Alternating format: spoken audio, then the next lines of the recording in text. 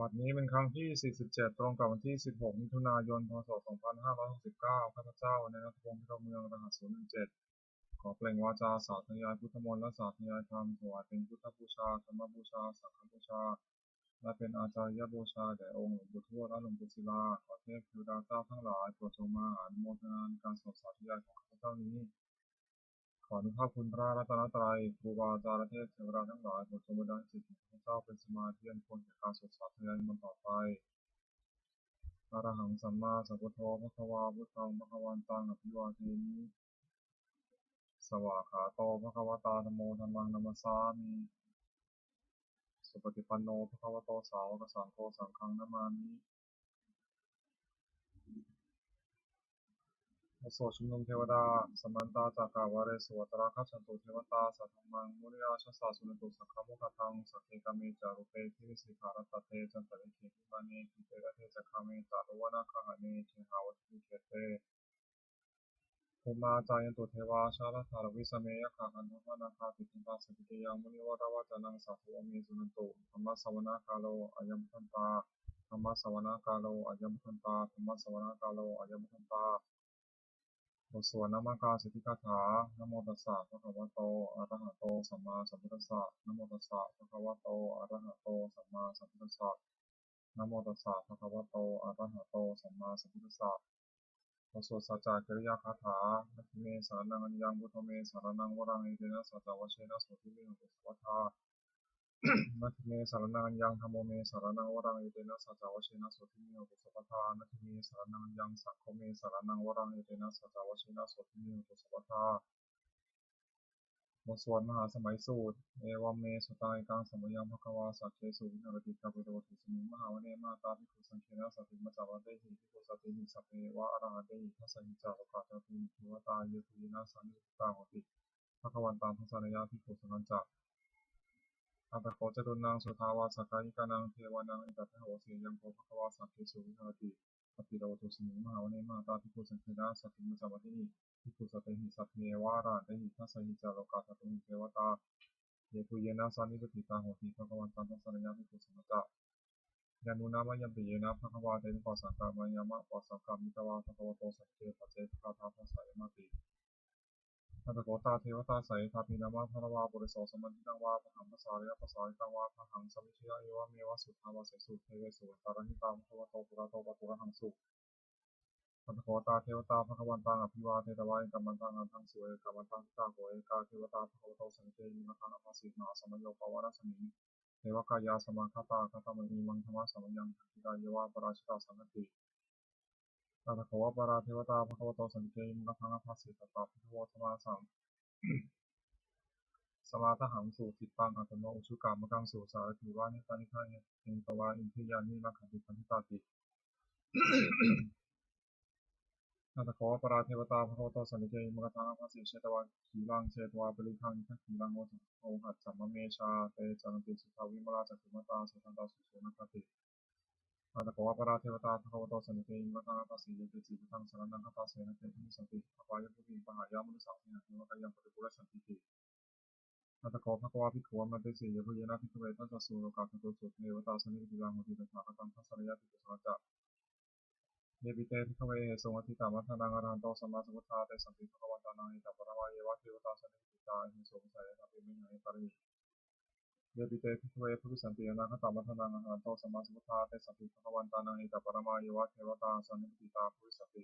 สายถาพิมหังอิตาลหิอาจิตสมิพิกเวเทวะกายนังนามานิจิตายุสามิพิกเวเทวะกายนังนามานิเทศิสามิพิกเวเทวะกายนังนามานิตังสุนัขสัตุกรรมนัสสิกโรธาภาสิสามิติเอวมเตติโคเตติโกภวะโตปัสสะสมภวะอิตาภวะตะ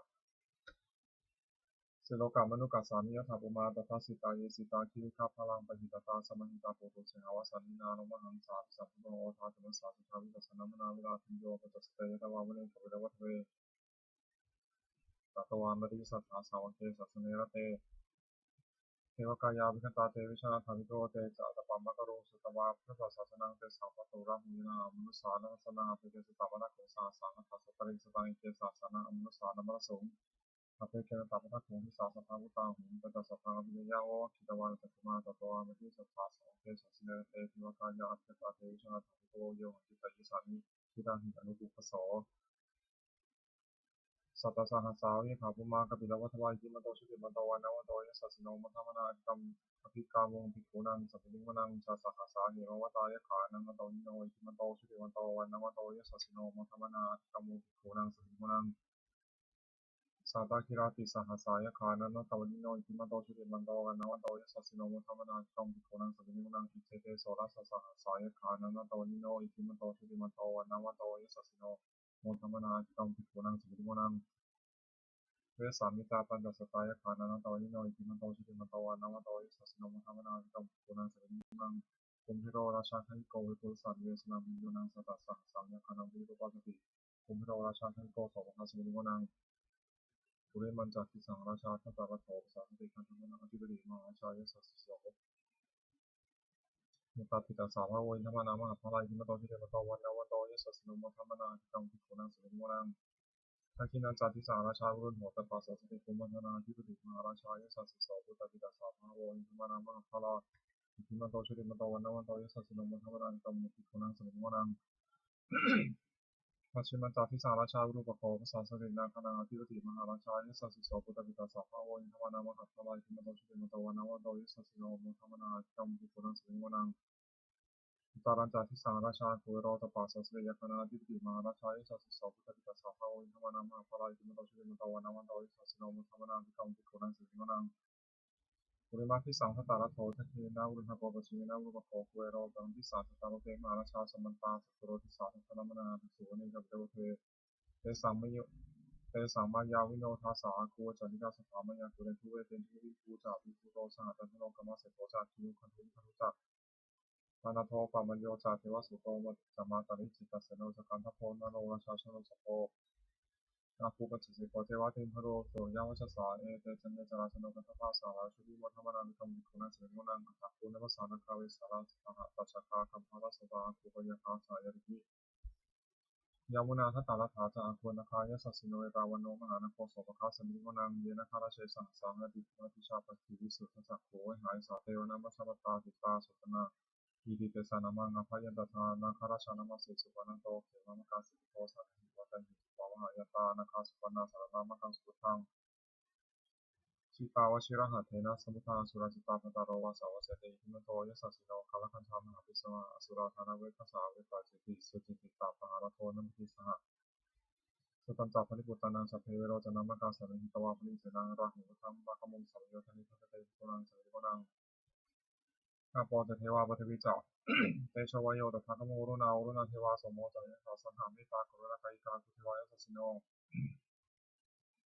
ทัสเสเตทัสสะทากายาสัพเพนันโตนิโนทิมันโตสุเตมันโตวันนวันโตยะสัสสิโนโมทัมมนากัมปิโกนังสัมโยนังเมตุจเทวาสัหลีจาสมาจตุเยมาจันทสุวิสัทเทวาจันทมคุบุรคิตาสุริยสุวิสัทเทวาสุริยมคุบุรคิตานาคาตานิปุรคิตวาคุบันทาวะละหะกาวะสุนังวาโสเสโตสะโกปะคาบุรินโตทัสเสเตทัสสะทากายาสัพเพนันโตนิโนทิมันโตสุเตมันโตวันนวันโตยะสัสสิโนโมทัมมนากัมปิโกนังสัมโยนังอัฏฐภูสาภูเทวาชารามัคคิสิกขาริวะอริยกาจโรชาจาอุมาปุพพานิคัสโนวรุณาสหธรรมจาจุตาเจเนสกาสุรยอุจิราภวะภวะสาวนิสโนทัสเสเตทัสสะทากายาสัพเพนะโตนิโนอิทิมันโตชุติมันโตวันนวันโตอิสัสสิโนมุทัมมนาภิกขมุภิกขุนังสัมปริมุนังสมานามหาสมานามานุสามานุสตมาคิภาปุถุสิกาภูวะโคมโนปุถุสิกาถาภูรโยเทวายะจัตติตวสิโนปาระคามหาปาระคาอคุติวายะสัสสิโนทัสเสเตทัสสะทากายาสัพเพนะโตนิโนอิทิมันโตชุติมันโตวันนวันโตอิสัสสิโนมุทัมมนาภิกขมุภิกขุนังสัมปริมุนังสุขาการุมหารุณาคุยธนสัสสะโอตาตะเทนิหาภวะขาภูเทวาจักขณาสัทธามตาหารคตามิสตคาจายะสัสสิโนภรยังอาคาบุชโนยศสาธุสติทัสเสเตทัสสะทากายาสัพเพนะโตนิโนอิทิมันโตชุติมันโตวันนวันโตยะสัสสิโนมุทัมมนาอัจฉมุขขุนังสัมปริมุนังเขมิยาตุสิตายามากาตกาจายะสัสสิโนสัมมิตกาลามาเสถาจุตินามาจาสวานิมานนาริจวังโกภูปรานิมิตาทัสเสเตทัสสะทากายาสัพเพนะโตนิโนอิทิมันโตชุติมันโตวันนวันโตยะสัสสิโนมุทัมมนาวิคัมมิขุนังสัมปริมุนังสัพเพเตเทวานิกายาสัพเพนะโทนิโนนามันวายนาคันฉุนเยจิเยสาริสาสะภวุฒาสุติมิติรังภัทินามนาสวังนักขิวังนะภักขิโมฆะตารังนาคังจันทวาสิตาตังสุตตมมาปรมัตโตจะ ภูตาอิทิมโตสาสานังคุมโรติโสจัสโสวะคัสสมิโมนังสาสะพระมาโรกานังมาพระมาพิธิปติวะปโนจุติมันโตปิสัมมาคายโยยสัสสิโสทัสเสถังสราคูปเสกาวะสวัสดิโนเตสัจจามสุตวะคาหาริโตปะเรวะริโตเตจะสัพเพยพิกันเตสินเทเวสัพพะมะเคมาราเสนาภิกัมมิปัสสะคณาสามัญญานิทาคณาถามัทตาลักนามุตวัตถุวสมตาปะเรวะริตามโวมุจิตาโคจิตังอิติปะทามาเสโนกันหาเสนงอเปสิมานินาตลมหาจัสสรังกตวันนันทิราวังยะถาภวุสะโกเมโกธนายโตสัมปชุโกสัพพะโสจิตาวติสัมปโตเสโนเสตตสัพพะอัตยะวะวัคคิตวานตตุมาตโตอามติยุคาสาวเกสัสเนเตมรัสนาอภิกตาเตชะธรรมโวเตจาตปะมะกรุงสุตวาพุทธศาสนาวิตารักขิปะคะมุนิสังปิชยุสัพเพวิสตาสังฆามาพิยติกายสัสสิโนมะติสังกุติสาวกาเตชเนสุตติโอสถบูชาหลวงปู่ทวดนะโมโพธิสัตว์โตอะคะเทมิยะอิติภควานะโมโพธิสัตว์โตอะคะเทมิยะอิติภควานะโมโพธิสัตว์โตอะคะเทมิยะอิติภควานวโกวาทฉบับประชาชนสมเด็จพระมหาสมณเจ้ากรมพระยาวชิรยานวโรรสธรรมวิภาคทุกกะคือหมวดสองทำอุปการะมากสองอย่างมีสติความระลึกได้สองสัมปชัญญะความรู้ตัวทำเป็นโลกบาลคือคุ้มครองโลกสองอย่างหนึ่งมีฤทธิ์ความละอายแก่ใจสองอุตบะความเกรงกลัวทำมันทำให้งามสองอย่างหนึ่งขันติความอดทนสองสัจจะความเสงี่ยมบุคคลหาได้ยากสองอย่างหนึ่งบุการีบุคคลผู้ทำบุญการะก่อนสองกตัญญูกตเวทีบุคคลผู้รู้อุปการะที่ท่านทำแล้วและตอบแทน ติกาคือหมวดสามรัตนะสามอย่างพระพุทธหนึ่งพระธรรมหนึ่งพระสงฆ์หนึ่งท่านผู้สอนให้ประชาชนประพฤติชอบด้วยกายวาจาใจตามพระธรรมวินัยที่ท่านเรียกว่าพระพุทธศาสนาชื่อพระพุทธเจ้าสองพระธรรมวินัยที่เป็นคำสั่งสอนของท่านชื่อพระธรรมสามหมู่ชนที่ฟังคำสอนของท่านและปฏิบัติชอบตามพระธรรมวินัยชื่อพระสงฆ์คุณของรัตนะสามอย่างพระพุทธเจ้ารู้ดีรู้ชอบเพื่อพระองค์เองก่อนแล้วสอนผู้อื่นรู้ตามด้วยพระธรรมย่อมรักษาผู้ปฏิบัติไม่ตกเป็นที่ชั่ว พระสงฆ์ปฏิบัติชอบตามคำสอนของพระพุทธเจ้าและสอนผู้อื่นให้กระทำตามด้วยอาการที่พระพุทธเจ้าทรงสั่งสอนสามอย่างหนึ่งทรงสั่งสอนเพื่อจะให้ผู้ฟังรู้ยิ่งเห็นจริงในธรรมที่ควรรู้ควรเห็นสองทรงสั่งสอนมีเหตุให้ผู้ฟังอาจทำตามเห็นจริงได้สามทรงสั่งสอนเป็นอัศจรรย์คือผู้ปฏิบัติตามย่อมได้ประโยชน์โดยสมควรแก่ความปฏิบัติโอวาทของพระพุทธเจ้าสามอย่างหนึ่งเนื่องจากทุจริตคือประพฤติชั่วด้วยกายวาจาใจสองประกอบสุจริตคือประพฤติชอบด้วยกายวาจาใจสามทำใจของตนให้หมดจดจากเครื่องสมองใจมีโลภโกรธเป็นต้นทุจริตสามอย่างหนึ่งประพฤติชั่วด้วยกายและกายทุจริตสองประพฤติชั่วด้วยวาจาและวจีทุจริตสามประพฤติชั่วด้วยใจและมโนทุจริตกายทุจริตสามอย่างฆ่าสัตว์หนึ่งลักทรัพย์หนึ่งประพฤติผิดในกามหนึ่งวจีทุจริตสี่อย่างพูดเท็จหนึ่งพูดส่อเสียดหนึ่งพูดคำหยาบหนึ่งพูดเพ้อเจ้อหนึ่ง มโนทุจริตสามอย่างโลภอยากได้ของเขาหนึ่งปฏิบัติปองร้ายเขาหนึ่งผิดจากความทำหนึ่งทุจริตสามอย่างนี้เป็นกิจไม่ควรทำควรจะละเสียสุจริตสามอย่างหนึ่งประพฤติชอบด้วยกายและกายสุจริตสองประพฤติชอบด้วยวาจาและวจีสุจริตสามประพฤติชอบด้วยใจและมโนสุจริตกายสุจริตสามอย่างเว้นจากฆ่าสัตว์หนึ่งเว้นจากลักทรัพย์หนึ่งเว้นจากประพฤติผิดในกามหนึ่งวจีสุจริตสี่อย่างเว้นจากพูดเท็จหนึ่งเว้นจากพูดส่อเสียดหนึ่งเว้นจากพูดคำหยาบหนึ่งเว้นจากพูดเพ้อเจ้อหนึ่ง มโนสุจริตสามอย่างไม่โลภอยากได้ของเขาหนึ่งไม่พยาบาทปองร้ายเขาหนึ่งชอบทำทองคำหนึ่งสุจริตสามอย่างนี้เป็นควรทำควรประพฤติอกุศลมูลสามอย่างรากเหง้าของอกุศลและกุศลมูลมีสามอย่างคืออารมณ์โลภะอยากได้หนึ่งโทสะคิดประทุษร้ายเขาหนึ่งโมหะหลงไม่รู้จริงหนึ่งเมื่ออกุศลมูลเหล่านี้โลภะโทสะโมหะก็ดีมีอยู่แล้วอกุศลอื่นที่ไม่เกิดขึ้นก็เกิดขึ้นที่เกิดแล้วก็จะเริ่มมากขึ้นเหตุนั้นคนละเสียกุศลมูลสามอย่างรากเหง้าของกุศลและกุศลมูลมีสามอย่างคืออโลภะไม่อยากได้หนึ่งอโทสะไม่คิดประทุษร้ายเขาหนึ่งอโมหะไม่หลงหนึ่ง ถ้ากุศลมูลเหล่านี้อโลภะโทสะโมหะก็ดีมีอยู่แล้วกุศลอื่นที่ไม่เกิดขึ้นก็เกิดขึ้นที่เกิดแล้วก็เจริญมากขึ้นฉะนั้นควรให้เกิดในสันดานสัพพุริสบัญญัติคือข้อที่สัตบุรุษตั้งไว้สามอย่าง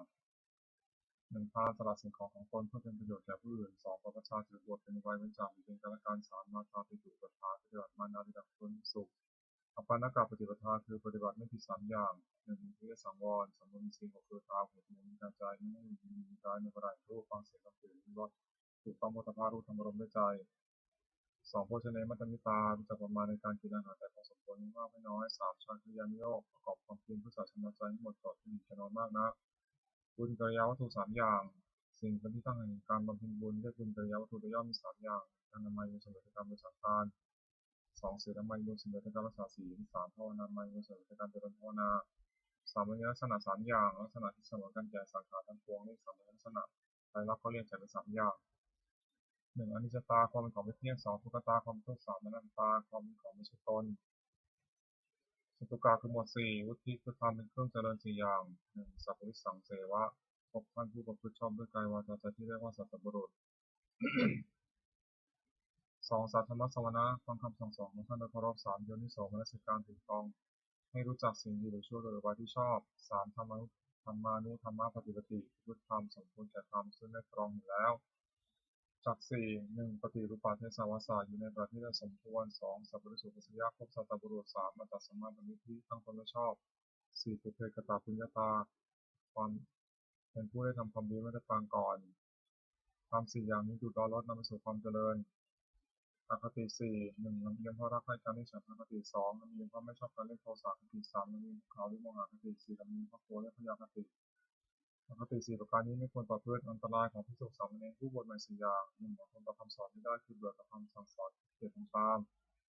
สองเป็นคนเห็นแก่ปากแก่ท้องทุกคำบางอย่างไม่ได้สามเพื่อในการมควรพยายามอยากได้สิ่งที่ไม่ไปสี่รักผู้หญิงภิกษุสามเณรผู้หวังความเจริญแก่ตนควรระวังอย่าให้อันตรายสี่อย่างนี้ย่อมมีได้ ประธานคือความเพียรสี่อย่างหนึ่งสังวรประธานคือระวังไม่ให้บาปเกิดขึ้นในสันดานสองสังหารประธานคือละบาปที่เกิดแล้วสามภาวนาประธานคือที่กุศลเกิดขึ้นในสันดานสี่อนุรักษณาประธานที่รักษากุศลที่เกิดแล้วไม่เสื่อมความเพียรสี่อย่างนี้เป็นความผิดชอบความประกอบไม่มีในตนอธิษฐานธรรมคือทำควรตั้งไว้ในใจสี่อย่างปัญญาเรารู้สิ่งควรรู้สองสัจจะความจริงใจคือรู้สิ่งใดก็ให้ได้จริงสามจาคะสละสิ่งที่เป็นข้าศึกแก่ความจริงใจสี่อุปสมะสงบใจจากสิ่งที่เป็นข้าศึกแก่ความสงบ อิทธิบาทคือคุณเครื่องให้สำเร็จความประสงค์สี่อย่างหนึ่งสตาร์ทพอใจรักใคร่ในสิ่งนั้นสองวิริยะเพียรประกอบสิ่งนั้นสามจิตตะเอาใจใส่ไปในสิ่งนั้นไม่วางธุระสี่วิมังสามาติดตามพิจารณาเหตุผลในสิ่งนั้น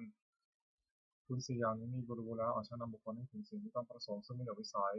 คนทำความไม่ประมาทที่สี่สิบฐานหนึ่งในการละกายทุจริตประพฤติกายสุจริตสองในการละวจีทุจริตประพฤติวจีสุจริตสามในการละมโนทุจริตประพฤติมโนสุจริตสี่ในการละความเห็นผิดทำความเห็นไม่ถูก อีกอย่างหนึ่งระวังใจไม่ให้กำหนัดในอารมณ์เป็นที่ตั้งแห่งความกำหนัดสองระวังใจไม่ให้ขัดเคืองในอารมณ์เป็นที่ตั้งแห่งความขัดเคืองสามระวังใจไม่ให้หลงในอารมณ์เป็นที่ตั้งแห่งความหลง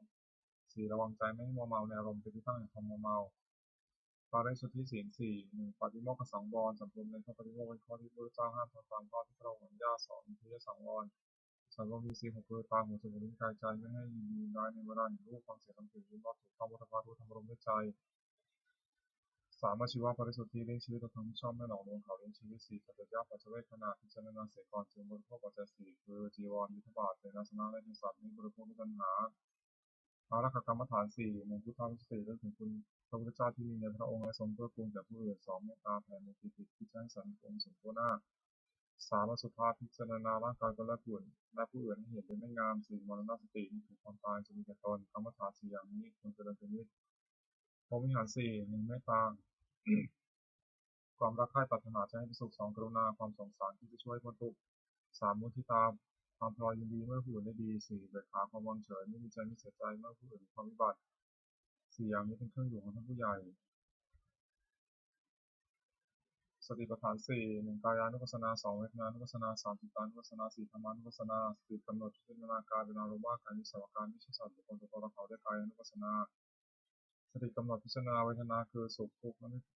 ละไม่ทุกข์ไม่สุขเป็นอารมณ์ว่าเวทนานี้ก็สั่งว่าเวทนาไม่ใช่สัตว์บุคคลตัวตนเราเขาเรียกเวทนานุปัสสนา สติกำหนดพิจารณาใจที่เศร้าหมองหรือผ่องแผ้วเป็นอารมณ์ว่าใจนี้สังวรใจไม่ใช่สัตว์บุคคลตัวตนเราเขาด้วยจิตตานุปัสสนาสติกำหนดพิจารณาธรรมที่กุศลหรืออกุศลที่บังเกิดกับใจเป็นอารมณ์ว่าธรรมนี้ก็สังวรธรรมไม่ใช่สัตว์บุคคลตัวตนเราเขาด้วยธรรมานุปัสสนาธาตุกรรมฐานสี่ธาตุสี่คือธาตุดินด้วยปฐวีธาตุธาตุน้ำด้วยอาโปธาตุธาตุไฟด้วยเตโชธาตุธาตุลมด้วยวายโยธาตุธาตุนันใดมีลักษณะเข้มแข็งธาตุนั้นเป็นปฐวีธาตุปฐวีธาตุนั้นที่เป็นภายในคือผมขนเล็บฟันหนังเนื้อกระดูกเยื่อในกระดูกม้ามหัวใจตับหัวใจปอดไส้ใหญ่ไส้น้อยอาหารใหม่อาหารเก่า ถ้ามันมีลักษณะอุอาบถ้านั้นเป็นอะโปธาตุอะโปธาตุนั้นที่มันคือดีเสลดหนองเลือดเหงื่อมันก้อนน้ำตาไขมันน้ำลายน้ำมูกข้อมูดถ้านั้นมีลักษณะร้อนถ้านั้นเป็นเตโชธาตุนั้นที่เป็นภายในคือไฟที่ยังกายให้อบอุ่นไฟที่ยังกายให้ทรุดโทรมไฟที่ยังกายให้กระวนกระวายไฟที่เผาอาหารไม่ย่อย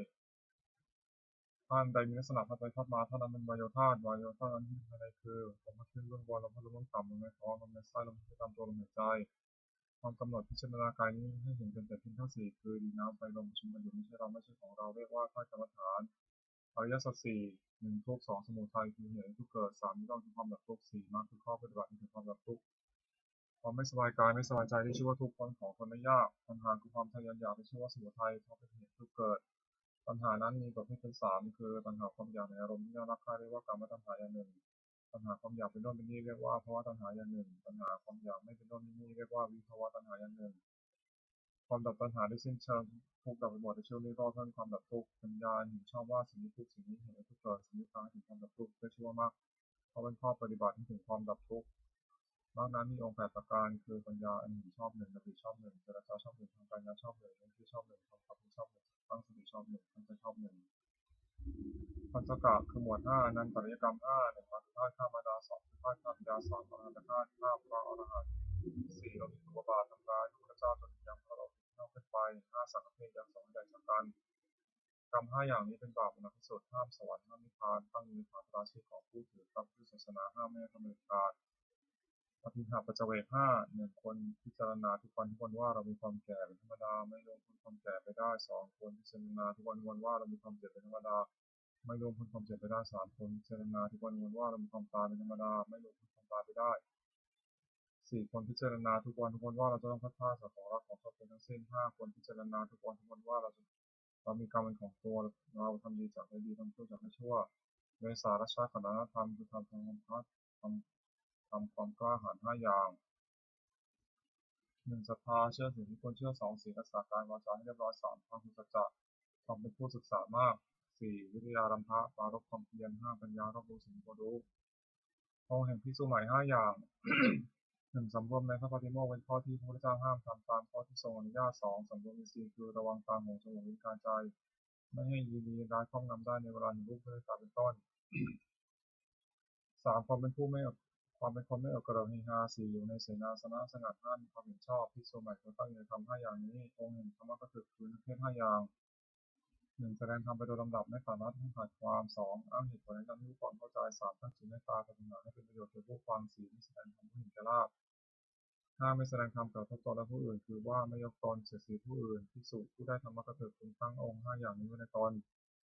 ธรรมะสวนานิสงส์คือในสงส์การฟังธรรมห้าอย่างหนึ่งฟังธรรมย่อมได้ฟังสิ่งที่ไม่เคยฟังสองสิ่งนั้นได้เคยฟังแล้วแต่ไม่เข้าใจชัดย่อมเข้าใจสิ่งนั้นชัดสามบรรเทาความสงสัยเสียได้สี่ทำความเห็นที่ต้องได้ห้าจิตมีความต้องสงสัยพละคือทำเป็นกำลังห้าอย่างหนึ่งศรัทธาความเชื่อสองวิริยะความเพียรสามสติความระลึกได้สี่สมาธิความตั้งใจมั่นห้าปัญญาความรอบรู้ทีสี่ห้าก็เรียกเพราะเป็นใหญ่ในจิตของตนนิวรณ์ห้าทำมันกั้นจิตไม่ให้บรรลุความดีเรียกว่านิวรณ์มีห้าอย่างหนึ่งพอใจรักใคร่ในอารมณ์ที่ชอบใจในรูปเป็นต้นเรียกกรรมฉันทะสองปองร้ายผู้อื่นเรียกพยาบาทสามความที่จิตถูกและเคลิบเคลิ้มถึงนิพพานสี่ฟุ้งซ่านและรำคาญในอุปสรรคอุปจักห้าลังเลไม่ตกลงได้ด้วยวิจิกิจฉาขันธ์ห้าการกลับใจนี้แบ่งออกเป็นห้ากองด้วยขันธ์ห้าหนึ่งรูปสองเวทนาสามสัญญาสี่สังขารห้าวิญญาณธาตุสี่คือดินน้ำไฟลมประชุมกันเป็นการนี้เรียกว่ารูปความรู้สึกอารมณ์ว่าเป็นสุขคือสบายกายสบายใจหรือเป็นทุกข์คือไม่สบายกายไม่สบายใจหรือเฉยๆคือไม่ทุกข์ไม่สุขคือเวทนาความจำได้ไม่รู้คือจำรูปเสียงกลิ่นรสโผฏฐัพพะอารมณ์ที่เกิดกับใจได้เรียกว่าสัญญาเจตสิกธรรมคืออารมณ์ที่เกิดกับใจมีส่วนดีและกุศลมีส่วนชั่วและกุศลมีส่วนกลางๆไม่ดีไม่ชั่วและอัพยากฤิเรียกว่าสังขารความรู้ในอารมณ์ ความรู้อารมณ์ในเวลาเมื่อรูปมากระทบตาเป็นต้นเรียกว่าวิญญาณขันธ์ห้านี้ย่อเรียกว่านามรูปเวทนาสัญญาสังขารวิญญาณรวมเข้าเป็นนามรูปคงเป็นรูปฉากกาคือหมวดหกคารวะหกอย่างความเมื่อเฟ้อในพระพุทธเจ้าหนึ่งในพระธรรมหนึ่งในพระสงฆ์หนึ่งในความศึกษาหนึ่งในความไม่ประมาทหนึ่งในปฏิสัมพันธ์คือต้อนรับอาศัยหนึ่งภิกษุควรทำคารวะหกประการนี้สารนิยธรรมหกอย่างทำเป็นที่ตั้งแห่งความให้ระลึกถึงเรียกสารนิยธรรมมีหกอย่างคือหนึ่งเขาจะตั้งกายกรรมประกอบด้วยเมตตาในเพื่อนภิกษุสามเณรต่อหน้ารับหลังคือช่วยขนขวายสิ่งที่รักของเพื่อนกันด้วยกายมีพยาบาลที่สุขให้เป็นต้นด้วยจิตเมตตาสองเขาจะตั้งวจีการประกอบด้วยเมตตาในเพื่อนภิกษุสามเณรทั้งต่อหน้าและรับหลั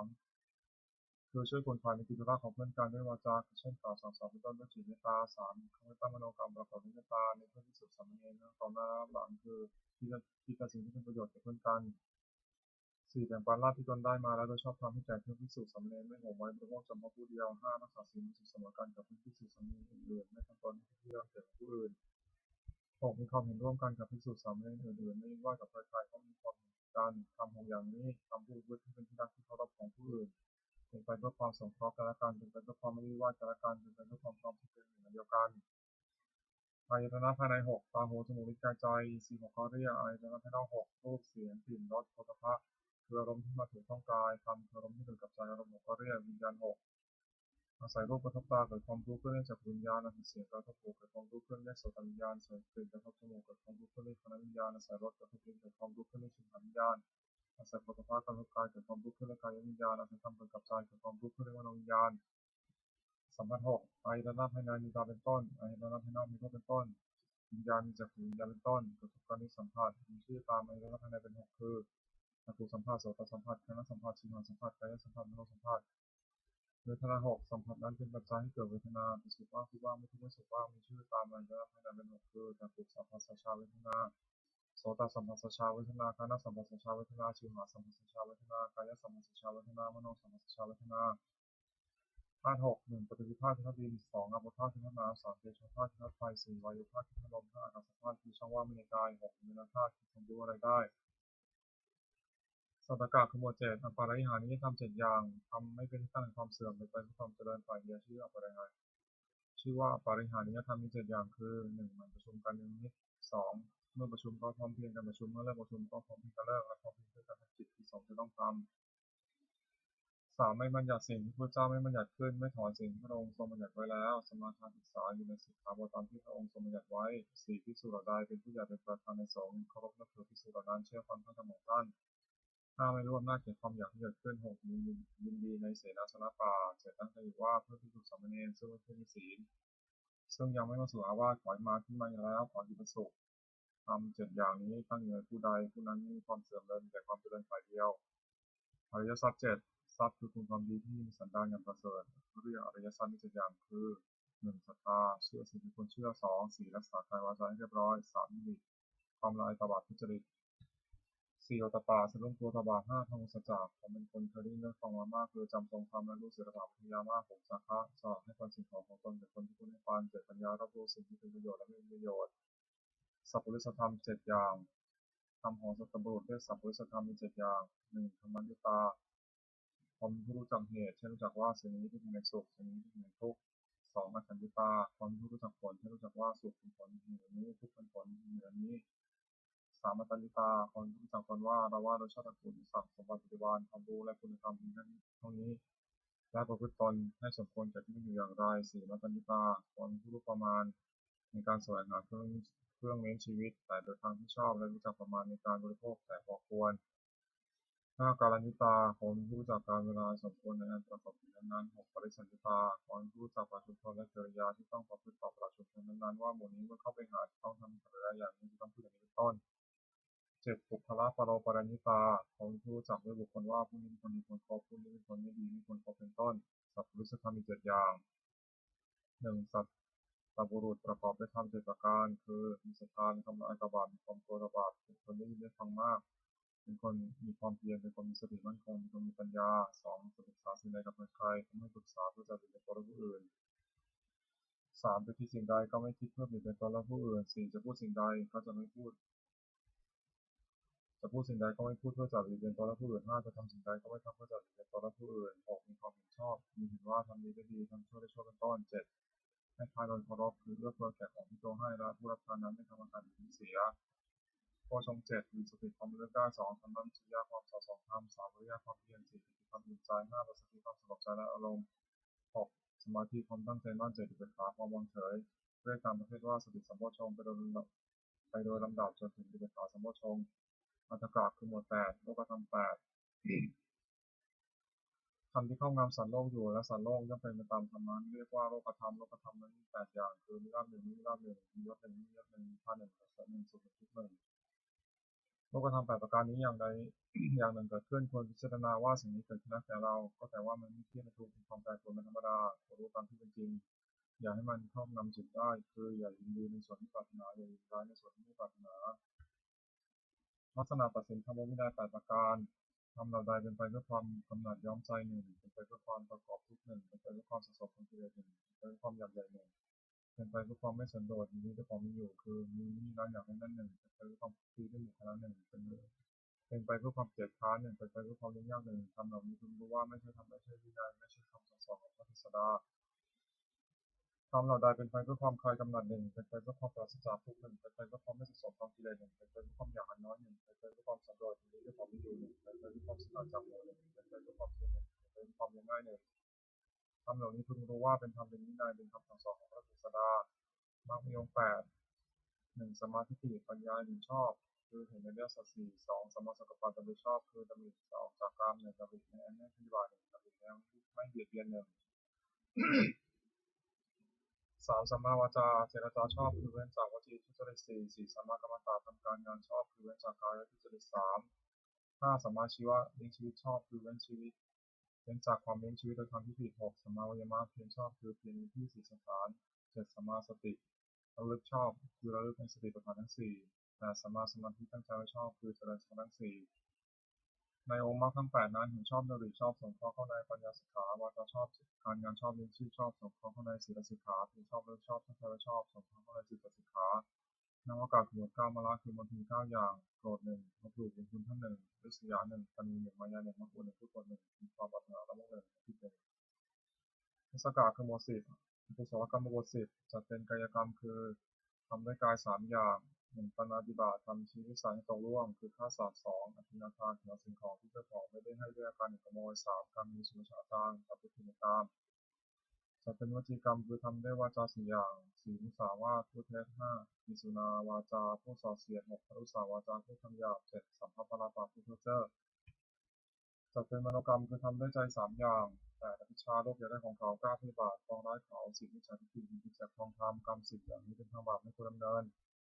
กุศลกรรมบทสิบจัดเป็นกายกรรมสามอย่างหนึ่งปานาติปาตาเวรมณีเว้นจากทำชีวิตสัตว์ให้ตกล่วงสองอธินาทนาเวรมณีเว้นจากเอาสิ่งของที่เจ้าของไม่ได้ให้ด้วยการขโมย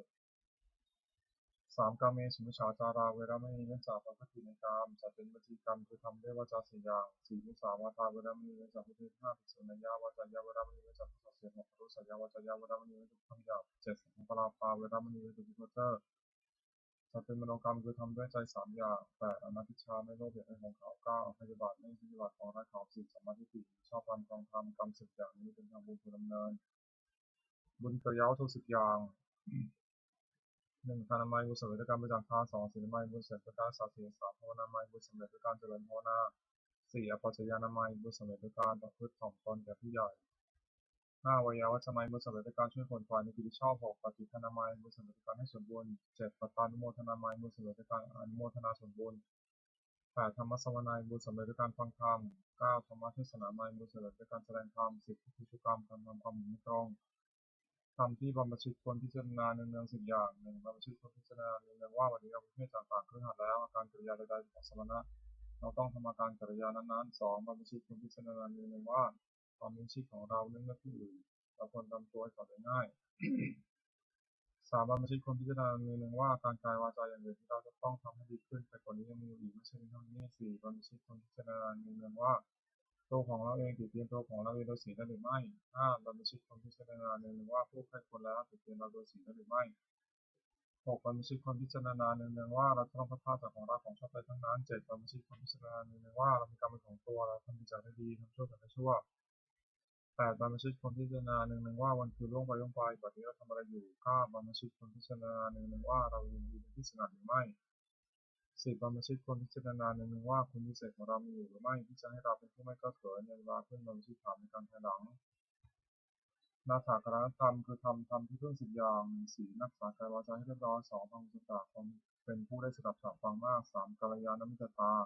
ความเป็นผู้มีเพื่อนดีงามสี่สวัสดิตาความเป็นผู้ว่าง่ายสอนง่ายห้ากินกรณียสุทธตาความขยันเอาใจใส่ในกิจวัตรของผู้ภิกษุสามเณรหกธรรมกรรมตาความใคร่ในธรรมชอบเจ็ดวิริยะยินทุสาระชั่วทำเพื่อความดีแปดสันโดษมีด้วยพระนุ่งผ้าห่มอาหารที่นอนเครื่องและยาตามมีตามได้เก้าสติทำการที่จะทำและทำผู้แล้วในนั้นได้สิปัญญารอบรู้ในกองสังขารและทำจริงอย่างไรคาถาวัตถุคือถ้อยคำที่ควรพูดสิบอย่างหนึ่งอภิจารคาถาถ้อยคำที่ชักนำให้ปรารภให้มีความปรารถนาน้อยสองสัตตุจิคาถาถ้อยคำที่ชักนำให้สันโดษยินดีด้วยปัจจัยตามมีตามได้สามปาวิเวกคาถาถ้อยคำที่ชักนำให้สงัดการสงัดใจสี่อสังสักขคาถาถ้อยคำที่ชักนำให้รักคนด้วยหมู่ห้าวิริยารัมภคาถาถ้อยคำที่ชักนำให้ปรารภความเพียร 6. ศีลคาถาถ้อยคำที่ชักนำให้ตั้งอยู่ในศีล 7. สมาธิคาถาถ้อยคำที่ชักนำให้ทำใจให้สงบ 8. ปัญญาคาถาถ้อยคำที่ชักนำให้เกิดปัญญา 9. วิมุตติคาถาถ้อยคำที่ชักนำให้ทำใจพ้นจากกิเลส 10. วิมุตติญาณทัศนคาถาถ้อยคำที่ชักนำให้มี ถ้อยคำที่ชักนำให้เกิดความรู้ความเห็นในความที่ใจพ้นจากกิเลส อนุสติคืออารมณ์ควรระลึก10 ประการ 1. พุทธานุสติระลึกถึงคุณของพระพุทธเจ้า 2. ธรรมานุสติระลึกถึงคุณของพระธรรม 3. สังฆานุสติระลึกถึงคุณของพระสงฆ์ 4. ศีลานุสติระลึกถึงศีลของตน 5. จาคานุสติระลึกถึงทานที่ตนบริจาคแล้ว 6. เทวตานุสติระลึกถึงคุณที่ทำให้บุคคลเป็นเทวดา 7. มรณสติระลึกถึงความตายที่จะมาถึงตน 8. กายคตาสติระลึกทั่วไปในกายให้เห็นว่าไม่งามน่าเกลียดโสโครก 9. อานาปานสติตั้งสติกำหนดลมหายใจเข้าออก 10. อุปัสสมานุสติระลึกถึงคุณพระนิพพานซึ่งเป็นที่ระงับกิเลสและกองทุกข์ปกิณกะคือบวชเบญจเลสบวชกิเลสคือโทษเครื่องสมอง16 อย่าง 1. อภิชฌาวิสมาโลภะละโมบไม่สม่ำเสมอคือเล็ง 2. โทสะร้ายกาจ 3. โกธาโกรธ 4. ปณหะผูกโกรธไว้ 5. มัคคะลบหลู่คุณท่าน 6. ปราศาสตีเสมอคือยกตัวจนท่าน 7. อิสาริษยาคือเห็นเขาได้ดีคนอยู่ไม่ได้ 8. มัจฉริยะตนี 9. มายามัญญาคือเจ้าเล่ห์ 10. สัตยะโอ้อวด 11. สัมภาษณ์ดื้อ 12. สารัมภะแข่งดี 13. มนะถือตัว 14. อธิปนาดุมิ 15. มัทธะโมโห 16. อมาทะเลิศเล่อโพธิปักขิยธรรม 37 ประการสติปัฏฐาน 4. สัมมาปัฏฐาน 4. อิทธิบาท 4. อินทรีย์ 5. พละ 5. โพชฌงค์ 7. มรรคมีองค์ 8. ที่ให้ปฏิบัติสุกะทำกิเลสคือกรรมเครื่องสมอง4 อย่าง 1. ปาณาติบาตทำชี้วิสัชให้ตกล่วง 2. อธินาทานเกี่ยวกับสิ่งของที่เจ้าของไม่ได้ให้ด้วยการขโมย 3. กามีสุวิชาจารประพฤติผิดในกาม 4. มุสาวาทพูดเท็จกรรม4 อย่างนี้นักปราชญ์ไม่สรรเสริญเลยอบายมุขคือเหตุที่ชิบหาย4 อย่าง 1. ความเป็นนักเลงหญิง 2. ความเป็นนักเลงสุรา 3. ความเป็นนักเลงเล่นการพนัน 4. ความคบคนชั่วเป็นมิตรข้อ4ประการนี้ไม่ควรประกอบที่ทำให้การทำประโยชน์คือประโยชน์ในปัจจุบัน4 อย่าง 1. ฐานะสวัสดิถึงพร้อมด้วยความหมายในการประกอบกิจเครื่องเลี้ยงชีพก็ดีในการศึกษาเราเรียนก็ดีในการทำธุระหน้าที่ของตนก็ดี 2. อารักขาสัมปทาถึงพร้อมด้วยการรักษาคือรักษาทรัพย์ที่แสวงหามาได้ด้วยความหมายไม่ให้เป็นอันตรายก็ดีรักษาการเงินของตัวไม่ให้เสื่อมเสียไปก็ดี 3. กัลยาณมิตรตาความมีเพื่อนเป็นคนดีไม่คบคนชั่ว 4. สัมมาชีวิตาความมีชีวิตตามสมควรแก่กำลังทรัพย์ที่หาได้ไม่ให้ฝึกกระนั้นไม่ให้ผูกพันนักสัมปรายิตถาประโยชน์คือประโยชน์ภายหน้า4 อย่าง 1. ศรัทธาสัมปทาถึงพร้อมด้วยศรัทธาคือเชื่อสิ่งที่คนเชื่อเช่นเชื่อว่าทำดีได้ดีทำชั่วได้ชั่วเป็นต้น 2. ศีลสัมปทาถึงพร้อมด้วยศีลคือรักษากายวาจาด้วยว่าดีไม่มีโทษ 3. จาคะสัมปทาถึงพร้อมด้วยบริจาคทานคือการเฉลี่ยสุขให้แก่ผู้อื่น 4. ปัญญาสัมปทาถึงพร้อมด้วยปัญญารู้จักบาปบุญคุณโทษประโยชน์ไม่ใช่ประโยชน์เป็นต้นมิตรปฏิรูปคือคนที่มี4 จำพวก 1. คนปอกลอก 2. คนจะพูด 3. คนหัวกระจก 4. คนชักชวนในทางชิบหายคน 4 จำพวกนี้ไม่ใช่มิตรแต่เป็นคนที่มิตรไม่ควรคบ 1. คนปอกลอกมีลักษณะ 4. 1. ที่เราจะได้ฝ่ายเดียว 2. เสียน้อยคิดเอาให้ได้มาก 3. เมื่อมีใครแก่ตัวจึงรับความผิดของเพื่อน 4. คบเพื่อนเพื่อเห็นประโยชน์ของตัว 2. คนดีแต่พูดมีลักษณะ 4. 1. เก็บเอาของล่วงล้ำมาปราศัย 2. อ้างเอาของที่ไม่มีมาปราศัย 3. สงเคราะห์ด้วยหาสิ่งประโยชน์ไม่ได้ 3. สงเคราะห์ด้วยสิ่งหาประโยชน์ไม่ได้ 4. ออกปากพูดไม่ได้ 3. คนหัวกระจกมีลักษณะ 4. 1. จะทำชั่วก็คล้อยตาม 2. จะทำดีก็คล้อยตาม 3. ต่อหน้าว่าสรรเสริญ 4. รับหลังก็นินทา 4. คนชักชวนในทางชิบหายมีลักษณะ 4. 1. ชักชวนดื่มน้ำเมา 2. ชักชวนเที่ยวกลางคืน 3. ชักชวนให้มัวเมาในการเล่น 4. ชักชวนเล่นการพนันมิตรแท้4 จำพวก 1. มิตรมีอุปการะ 2. มีโลภโสมนัสทุกข์ 3. มีประโยชน์ 4. มิตรมีความรักใคร่มี4 จำพวกนี้เป็นมิตรแท้คนคบ 1. มิตรมีอุปการะมีลักษณะ 4. 1. ป้องกันเพื่อนผู้ประมาทแล้ว 2. ป้องกันทรัพย์สมบัติของเพื่อนผู้ประมาทแล้ว 3. เมื่อมีภัยเป็นที่พึ่งทำงานได้ 4. เมื่อมีธุระช่วยออกทรัพย์ให้เกินกว่าที่ออกปาก 2. มีโลภโสมนัสทุกข์มีลักษณะ 4. 1. ขยายความลับของตนแก่เพื่อน 2. ปิดความลับของเพื่อนไม่ให้แพร่หลาย 3. ไม่ละทิ้งไม่เอาวิบาก 4. แม้ชีวิตก็สละแทนได้ 3. มีได้ประโยชน์ในลักษณะ 4. 1. ถ้าไม่ทำชั่ว 2. แนะนำให้ตั้งอยู่ในความดี 3. ให้ฟังสิ่งที่ไม่เคยฟัง 4. ขอทางสอนให้ 4. มีความรักใคร่มีลักษณะ 4. 1. คิดด้วย 2. สุขด้วย 3. เข้าถึงคนอื่นที่ติเตียนเพื่อน 3. รับรองคนที่พูดสรรเสริญเพื่อน สังฆาวัตถุ 4 อย่าง 1. ทานให้ปันสิ่งของตนแก่ผู้อื่นทุกคนให้ปาน 2. ปิยวาจาเจรจาวาจาที่อ่อนหวาน 3. มัจฉริยะประพฤติสิ่งที่เป็นประโยชน์แก่ผู้อื่น 4. สมานัตตาความเป็นคนมีความเสมอไม่ถือตัวคุณทั้ง 4 อย่างนี้เป็นเครื่องยึดเหนี่ยวจิตใจของผู้อื่นไม่ได้ สุขของเครื่อง4 อย่าง 1. สุขเกิดแต่ความมีทรัพย์ 2. สุขเกิดแต่การจ่ายทรัพย์บริโภค 3สุขเกิดแต่ความไม่ต้องเป็นหนี้4สุขเกิดแต่ประกอบการงานที่ปราศจากโทษความปรารถนาของบุคคลในโลกที่สมหมายด้วยยากความปรารถนาของบุคคลในโลกที่ได้สมหมายด้วยยาก4อย่าง1ขอสมบัติจงเกิดมีแก่เราโดยความที่ชอบ2ขอยศจงเกิดมีแก่เรากับญาติพวกพ้อง3ขอเราจงรักษาอายุยืนนาน4เมื่อสิ้นชีพแล้วขอเราจงไปบังเกิดในสวรรค์ทำเป็นเหตุไม่สมหมายมีอยู่4อย่าง1ศรัทธาสัมปทาน1พร้อมด้วยศรัทธา2ศีลสัมปทาน1พร้อมด้วยศีล3จาคะสัมปทานพร้อมด้วยบริจาคทาน4ปัญญาสัมปทาน1พร้อมด้วยปัญญาตระกูลนั้นมั่งคั่งที่ตั้งอยู่นานได้พร้อมสัมปทาน1ไม่แสวงหาพัสดุที่หายแล้ว2ไม่บูรณะพัสดุที่ข้ามค่า3ไม่รู้จักประมาณในการบริโภคสมบัติ4ตั้งสตรีแต่บุรุษทุศีลเป็นแม่เรือนพ่อเรือนผู้หวังจะดำรงตระกูลควรเว้นสถาน4ประการนี้เสียธรรมของคฤหัสถ์4 1สัจจะสัตย์ซื่อแก่การ2ธรรมะจักข่มจิตของตน3ขันติอดทน4จาคะสละให้ปันสิ่งของตนแก่คนที่ตนให้ปันปัจจกะประโยชน์เกิดแต่การถือภพทรัพย์5อย่างแสวงหาภพทรัพย์ได้ในทางชอบแล้ว1เลี้ยงตัวมารดาบิดาบุตรภรรยาต่อท่านที่สุข2เลี้ยงเพื่อนฝูงให้สุข3บำบัดอันตรายที่เกิดแต่เหตุต่างๆ4ทำดี5อย่างคือขอไก่อธิปีสงเคราะห์ญาติขอไข่อธิปีต้อนรับแขกขอควายผูกพับเป็นอธิทำบุญอุที่ผู้ตายมงโงราชปีถวายเป็นหลวงมีภาษีความเป็นต้นอาจารย์ธุรตาปีทำบุญอุที่เทวดา5บริจาคทานในสมณพราหมณ์ผู้พุทธชอบศีล5 1ปานาติปาตาวรามณีเว้นจากทำชั่วสัตว์ตกล่วงไป2อธินาทานาวรามณีเว้นจากทำสิ่งของที่เจ้าของไม่ได้ให้ด้วยการขโมย3กาเมสุมิจฉาจาราเวรมณีเว้นจากประพฤติผิดในกาม4มุสาวาทาเวรมณีเว้นจากพูดเท็จ5สุราเมรยะมัชฌัปปมาสถานาเวรมณีเว้นจากดื่มน้ำมันคือสุราและเมรัยอันเป็นที่ตั้งแห่งความประมาทศีล5ประการนี้พระหัตถ์รักษาเป็นนิจมิจฉาวณมิจฉาคือการค้าขายไม่ชอบทำ5อย่างประหาร2ค้าขายมนุษย์3ค้าขายสัตว์เป็นสำหรับฆ่าเพื่อเป็นอาหาร4ค้าขายน้ำเมา5ค้าขายยาพิษการค้าขาย5อย่างนี้เป็นข้อห้ามบสงฆ์ให้ประกอบสมบัติของประสงค์5ประการ1ประกอบด้วยศรัทธา2มีศีลบริสุทธิ์3ไม่ถือมงคลตื่นข่าวคือเชื่อกรรมไม่เชื่อมงคล3ไม่แสวงหาจุดบุญนอกพุทธศาสนา5บำเพ็ญบุญแต่ในพุทธศาสนาอุบาสกคุณตั้งอยู่ในสุขสมบัติ5ประการนี้จากวิบัติ5ประการซึ่งวิปริตจากสมบัตินั้นจักกะพิโภค1ปุราธิมทิที่เบื้องหน้ามารดาบิดา2ปัจฉิมทิที่เบื้องขวาอาจารย์3ปัจฉิมทิที่เบื้องหลังบุตรภรรยา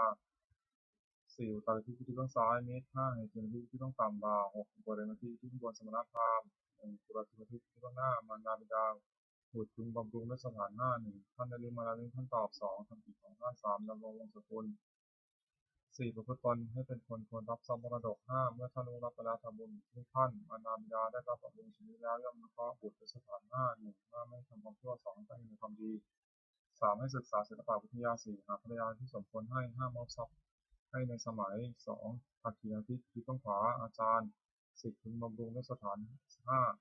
1ด้วยลุกขึ้นยืนรับ2ด้วยเข้าไปยืนคอยรับใช้3ด้วยเชื่อฟัง4ด้วยอุปถาก5ด้วยเรียนศิลปวิทยาโดยเคารพอาจารย์ได้รับบำรุงชีวิตแล้วย่อมอนุเคราะห์10ด้วยสถาน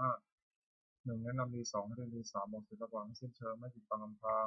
4ยกย่องให้ปรากฏในเพื่อนฝูง5ทำความต้องการเงินที่ทั้งหลายคือจะไปที่ทางไหนก็ไม่อดอยาก3ปัจฉิมทิที่เบื้องหลังภรรยาสามีพึงบำรุงด้วยสถาน1ยกย่องนับถือว่าเป็นภรรยา2ด้วยไม่ดูหมิ่น3ด้วยไม่ประพฤติร่วงใจ4ด้วยมอบความเป็นใหญ่ให้5ด้วยเครื่องแต่งตัวภรรยาได้รับบำรุงชีวิตแล้วย่อมอนุเคราะห์สามีด้วยสถาน1จัดการงานดี2สงเคราะห์ค่อนข้างถึงของผัวดี3ไม่ประพฤติร่วงใจผัว4รักษาทรัพย์ที่หามาได้ไว้5ขยันไม่เกียจคร้านในกิจการทั้งปวง4อุตรทิศคือที่เบื้องซ้ายมิตรกลบุตรพึงบำรุงด้วยสถาน1ด้วยให้ปาน2ด้วยเจรจาถ้อยคำไพเราะ3ด้วยประโยชน์4ด้วยความเป็นผู้มีตนเสมอ5ด้วยไม่แกล้งกล่าวให้พลาดจากความเป็นจริงมิตรได้รับบำรุงชนิดแล้วย่อมอนุเคราะห์กลบุตรด้วยสถาน1รักษามิตรผู้ประมาทแล้ว2รักษาทรัพย์ของมิตรผู้ประมาทแล้ว3เมื่อมีภัยเป็นที่พึ่งพำนักได้4ไม่ละทิ้งไม่ยอมวิบัติ5นับถือตลอดถึงหมดของมิตร5เหตุที่เบื้องต่ำบ่าวนายพึงบำรุงด้วยสถาน1ด้วยจัดการงานให้ทำตามสมควรกับกำลัง2ด้วยให้อาหารและรางวัล3ด้วยรักษาพยาบาลในเวลาเจ็บไข้4ด้วยแจกของมีรถแจกตลาดให้กิน5ด้วยปล่อยในสมัยบ่าวได้รับบำรุงชีวิตแล้วย่อมอนุเคราะห์นายด้วยสถาน1ลุกขึ้นทำการงานก่อนนาย2เลิกการงานทีหลังนาย3ถือเอาแต่ของที่นายให้4ทำการงานให้ดีขึ้น 5. นำคุณของนายไปสรรเสริญในที่นั้นๆ 6. อุปริมาทิที่รุ่งบนสมณพราหมณ์กุลบุตรจุมรุงด้วยสถาน 5. 1. ด้วยกายกรรมคือทำอะไรประกอบด้วยเมตตา 2. ด้วยวจีกรรมคือพูดอะไรประกอบด้วยเมตตา 3. ด้วยมโนกรรมคือคิดอะไรประกอบด้วยเมตตา 4. ด้วยความเป็นผู้ไม่ปิดประตูคือไม่ได้ห้ามเข้าบ้านเรือน 5. ด้วยให้อนุสทานสำนักพราหมณ์ในบ้านประมงชนี้แล้วย่อมอนุเคราะห์กุลบุตรด้วยสถาน 6. 1. ห้ามไม่กระทำความชั่ว 2. ให้ตั้งอยู่ในความดี 3. อนุเคราะห์ด้วยน้ำใจงาม 4. ให้ฟังสิ่งที่ไม่เคยฟัง 5. ทำสิ่งที่เคยฟังแล้วให้แจ่ม 6. บอกพรสวรรค์ให้อบายมุขคือเหตุเครื่องชิบหาย 6. 1. ดื่มน้ำเมา 2. เที่ยวกลางคืน 3. เที่ยวดูการเล่น 4. เล่นการพนัน 5. พบคนชั่วเป็นมิตร 6. ติดร้านทำการงาน 1. ดื่มน้ำมันเข้า 6. 1. เสียทรัพย์ 2. ก่อการทะเลาะวิวาท 3. เกิดโรค 4. ต้องผิดเพี้ยน 5. ไม่รู้จักอาย 6. ความกำลังปัญญา 2. เที่ยวกลางคืนมีโทษ 6. 1. ชื่อว่าไม่รักษาตัว 2. ชื่อว่าไม่รักษาลูกเมีย 3. ชื่อว่าไม่รักษาทรัพย์สมบัติ 4. เป็นที่ระแวงของคนทั้งหลาย 5. มักถูกเสียความ 6. ได้รับความลำบากมาก 3. ที่ดูการเล่นมีโทษตามวัตถุที่ไปดู 6. 1. รำที่ไหนเป็นที่นั่น 2. ขับร้องที่ไหนเป็นที่นั่น 3. ดีดสีที่เราที่ไหนเป็นที่นั่น 4. เสพาที่ไหนเป็นที่นั่น 5. เพลงที่ไหนเป็นที่นั่น 6. เถิดเทิงที่ไหนเป็นที่นั่น 4. เล่นการพนันมีโทษ 6. 1. เมื่อชนะย่อมก่อเวร 2. เมื่อแพ้ย่อมเสียทรัพย์ที่เสียไป 3. ทรัพย์ย่อมชิบหาย 4. ไม่มีใครเชื่อถือถ้อยคำ 5. เป็นที่หมิ่นประมาทของเพื่อน 6. ไม่มีใครประสงค์จะแต่งงานด้วย 5. คบคนชั่วเป็นมิตรมีโทษต่ำบุคคลที่คบ 6. 1. นำให้เป็นนักเลงการพนัน 2. นำให้เป็นนักเลงเจ้าชู้ 3. นำให้เป็นนักเลงเหล้า 4. นำให้เป็นคนลวงเขาด้วยของปลอม 5. นำให้เป็นคนลวงเขาซึ่งหน้า 6. นำให้เป็นคนหัวไม้ 6. จุดค้านทำการงานมีโทษ 6. 1. ไม่ให้ว่าหนาวนักและไม่ทำการงาน 2. ไม่ให้ว่าร้อนนักและไม่ทำการงาน 3. ไม่ให้ว่าเวลาเย็นแล้วและไม่ทำการงาน 4. ไม่ให้ว่ายังเช้าอยู่และไม่ทำการงาน 5. ไม่ให้ว่าหิวนักและไม่ทำการงาน 6. ไม่ให้ว่ากระหายนักและไม่ทำการงาน ผู้หวังความเจริญด้วยพวกกษัตริย์พึงเว้นเหตุเครื่องชิบหาย6ประการนี้เสีย ปฏิภณคาถายาเทวตาสันติวิหาราวาสนิเวคเรพุทธิเรตยินเตยินตาธรรมะทันยาพันตุบุชตาโสติโตมิทาวิหารมันเทเรเทราจมัชานวกาจติโทสารามิกาธนาปฏิวัสกาคามาสิสานิคมาสิสราสัพพานุภูตาสุติตาพุทธิเตสลาผู้ชายีวิจาทัสสัมมวาสังเกติตาทโวปาริกานิยันการธโมรังปฏิเจเตสติปิปัสสะตโรตุสัพยังพาตุจิรังสตังธโมธรรมทราจมุขราสังโฆตุสัมภวะทายะจาหิตายะจาหิระกตุสัมโมสัพพิธรรมจาริโนวุฒิสุปปุเนยมะธรรมเมอริยตวิเตทัสนาหัวตุสัพพิปานิโนพุทธศาสนาสมัทราภูฉันโตกาลเทวะโพสตุทิโหยัสตังสมิทานิตุเรหิมาตาริกาตาตาชานิจารังคติบุรตังวังธนาชนมชานังทุสัพพะเทวตาอุโยชนะคาถาทุกขปตาสิกขาพิยปตาจิตวิญญาสุขปตาจิตสกาหัวตุสัพพิลานิโนเยตาวตาจามิสัมภทังบุญสัมภทังสัพพะวัตุสัพพะสัพพะสัพพติสิทธิยาทานังพัฒนตุสัพพะยาสีรามัทตุสัพพะภาวนาพุทธตังหัวตุพัฒติเทวตาคาถาสุมังคลคาถาหัวตุสัพพังสุมังครังรัตนสัพพเทวตาสัพพุทธานุภาวนาสัพพิโหตุจันตรังโหตุสัพพังสุมังครังรัตนสัพพเทวตาสัพพะมนุภาวนาสัพพิโหตุจันตรังโหตุสัพพังสุมังครังรัตนสัพพเทวตาสัพพะสังฆานุภาวนาสัพพิโหตุจันตรังสัพพิพุทธาภลปัตตาปัจเจกานุยมพลังอหันตานัจจติชนะนักขมธรรมิสัพพโสสัพพิพุทธาภลปัตตาปัจเจกานุยมพลังอหันตานัจจติชนะนักขมธรรมิสัพพโสสัพพิพุทธาภลปัตตาปัจเจกานุยมพลังอหันตานัจจติชนะนักขมธรรมิสัพพโสสัพพิพุทธาภลปัตตาปัจเจกานุยมพลังอหันตานัจจติชนะนักขมธรรมิสัพพโสสัพเพพุทธาภลปัตตาปัจเจกานุยมพลังอหันตานัจจติชนะนักขมธรรมิสัพพโสสัพพิพุทธาภลปัตตาปัจเจกานุยมพลังอหันตานัจจติชนะนักขมธรรมิสัพพโสสัพพิพุทธาภลปัตตาปัจเจกานุยมพลังอหันตานัจจติชนะนักขมธรรมิสัพพโสสัพเพพุทธาภลปัตตาปัจเจกานุยมพลังอหันตานัจจติชนะนักขมธรรมิสัพพโสสัพเพพุทธาภลปัตตาปัจเจกานุยมพลังอหันตานัจจติชนะนักขมธรรมิสัพพโสบทแผ่เมตตาให้ตนเองอหังสุขิโตโหมิขอให้ข้าพเจ้ามีความสุขอหังนิพพโหมิขอให้ข้าพเจ้าปราศจากความทุกข์อหังวิโรจมิขอให้ข้าพเจ้าปราศจากเวรอหังอภิชาปโชมิขอให้ข้าพเจ้าปราศจากอุปสรรคอันตรายทั้งปวงสุขีนันตังบริหารมิขอให้ข้าพเจ้าจงมีความสุขกายสุขใจรักษากายวาจาใจให้พ้นจากความทุกข์ภัยทั้งปวงเถิดบทสวดแผ่เมตตาให้สรรพสัตว์ทั้งหลายสัพเพสัตตาสัตว์ทั้งหลายที่เป็นผู้ที่ตกเหยียบเจ็บตายด้วยกันทั้งหมดทั้งสิ้นอวราหุตุชวิสุขสุขเถิดอย่าได้มีเวรแก่กันและกันเลยอภิยาปชาหุตุชวิสุขสุขเถิดอย่าได้มีเวรซึ่งกันและกันเลยอันมีพระหุตุชวิสุขสุขเถิดอย่าได้มีความทุกข์กายทุกข์ใจเลยสุขีตรังปริหารันตุจงมีความสุขกายสุขใจรักษาตนให้พ้นจากทุกข์ทั้งสิ้นเถิดโปรดแผ่เมตตาอุทิศสัพเพสัตตาสัทธาหุตุอวราสุขาชีวิโนขอสัตว์ทั้งหลายอย่าได้มีเวรแก่กันและกันเลยจงเป็นผู้ดำรงชีพอยู่ในสุขทุกเมื่อเถิดขตังบุญยังพลังมหังสัพพิปฏิพุทธเต อสัตว์ทั้งหลายจงได้เสวยผลบุญที่ข้าพเจ้าได้บำเพ็ญด้วยกายวาจาใจและนั้นเถิดขออานิสงส์แห่งผลบุญกุศลนี้จงเป็นสัพพะสิริมงคลแก่ข้าพเจ้าแคล้วคลาดปลอดภัยจากทุกโศกโรคภัยอันตรายทั้งปวงที่มีแหล่งรายได้สุจริตมั่นคงเป็นสัมมาอาชีพชอบธรรมคำว่าไม่มีอดอยากยากจนขอให้มีแก่ข้าพเจ้า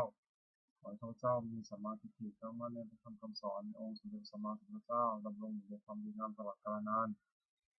อีกทั้งขอเทพเทวดาทั้งหลายผู้ได้อนุโมทนาสาธุการในบุญกุศลนี้โปรดประสิทธิ์ประสาทพรน้อมส่งอนุภาพแห่งมงคลเป็นสิริวัตถุมงคลหลวงปู่ทวดที่สิบสี่วันหมายในหลวงปู่ศิลา